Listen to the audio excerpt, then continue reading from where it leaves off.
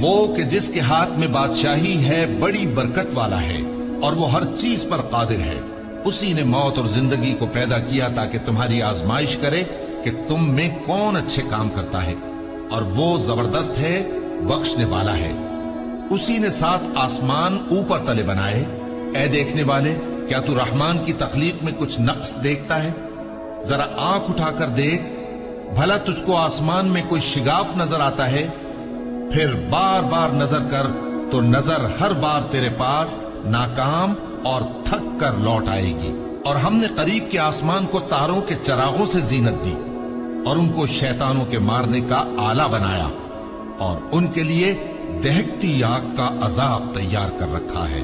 اور جن لوگوں نے اپنے پروردگار سے کفر کیا ان کے لیے جہنم کا عذاب ہے، اور وہ برا ٹھکانہ ہے. جب وہ اس میں ڈالے جائیں گے تو اس کا چیخنا چلانا سنیں گے، اور وہ جوش مار رہی ہوگی گویا مارے جوش کے پھٹ پڑے گی. جب اس میں ان کی کوئی جماعت ڈالی جائے گی تو دوزخ کے داروغہ ان سے پوچھیں گے، کیا تمہارے پاس کوئی خبردار کرنے والا نہیں آیا تھا؟ وہ کہیں گے، کیوں نہیں، ضرور خبردار کرنے والا آیا تھا، بس ہم نے اس کو جھٹلا دیا اور کہا کہ اللہ نے تو کوئی چیز نازل ہی نہیں کی، تم تو بڑی غلطی میں پڑے ہوئے ہو.